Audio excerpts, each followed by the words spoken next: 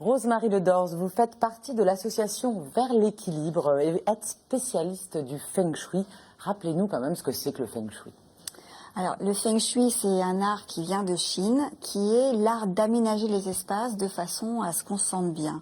Que les ondes circulent, voilà, c'est ça. En fait, on considère la maison, tout l'environnement aussi, sous une forme énergétique. Et cette énergie, en fait, agit sur les individus. Et on va essayer de mettre en place, quand on fait une expertise Feng Shui, entre autres, des ondes favorables pour qu'on se sente soutenu dans la vie, plein de vitalité. Alors concrètement, quand vous faites une expertise Feng Shui, vous arrivez chez quelqu'un qui vous a appelé, vous voyez sa maison. Oui. Qu'est-ce que c'est les principaux conseils que vous lui donnez pour Feng Shuiser son intérieur? Je ne sais pas si ça se conjugue, Rose-Marie. Alors déjà, moi je vais écouter la personne et son projet de vie, sa façon de vivre. Ensuite, je vais regarder un peu ses dates de naissance qui me donnent des informations sur une forme de type d'énergie qu'elle a.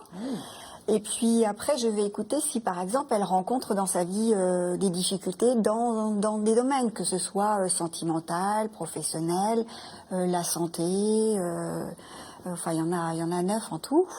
Et à partir de ça, je vais visiter la maison et je vais voir, comme lire dans la maison un petit peu, ce qu'elle peut mettre en place dans sa maison qui fait que ça génère aussi le même fonctionnement dans sa vie et que ça peut entraîner des blocages. Donc le Feng Shui, c'est différent pour chacun en fait, il n'y a pas de recette miracle, il faut voir. Mais justement, au-delà des considérations personnelles, est-ce qu'il y a des principes universels? On a souvent entendu, faut mettre son lit avec la tête au nord, des choses comme ça. Oui, alors de quel côté? C'est un ensemble de méthodes en fait. Et déjà, choisir où positionner la tête de son lit, il y a plein de critères qui peuvent être pris en compte. Et en fait, je sélectionne qu'est-ce qui est le plus important suivant ce que vient de me dire la personne. Si elle a des problèmes de sommeil, je vais l'orienter dans telle position. Si elle me dit j'aimerais bien rencontrer quelqu'un dans ma vie, ce sera une autre. Oui, donc il y a quand même un aspect un peu prédiction, comme on dit, ça peut influer vraiment sur. Oui, alors c'est pas de la superstition, c'est plus des règles de bon sens en fait. C'est prendre conscience que l'univers est de l'énergie, c'est ce que les Chinois appellent le Qi. La personne elle-même est constituée de Qi. Donc ces deux énergies-là en contact donnent un certain type de relation. Est-ce qu'il y a quand même des matériaux, alors on parle des matières naturelles beaucoup en ce moment, dans sa décoration intérieure à utiliser justement pour être Feng Shui? Ah oui. Alors le Feng Shui, c'est essayer d'être le plus près possible, proche de la nature, parce que c'est ça qui nous fait du bien en fait. C'est pas les pollutions que peuvent dégager des meubles en plastique. Voilà, c'est vraiment être le plus près possible de la nature.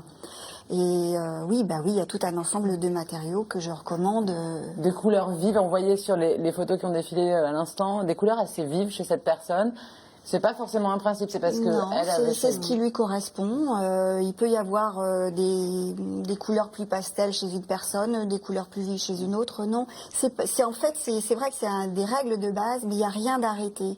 C'est-à-dire ces règles de base là s'adaptent à la personne qu'on a en face et à sa fonction, à sa vie.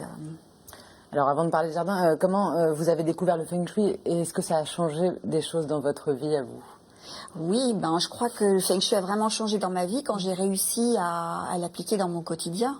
Au départ, j'ai eu des formations, j'ai lu des tas d'ouvrages, et puis je me suis rendu compte que c'était peut-être pas ce qui se passait dans ma vie ne correspondait peut-être pas à ce que j'avais lu dans les livres.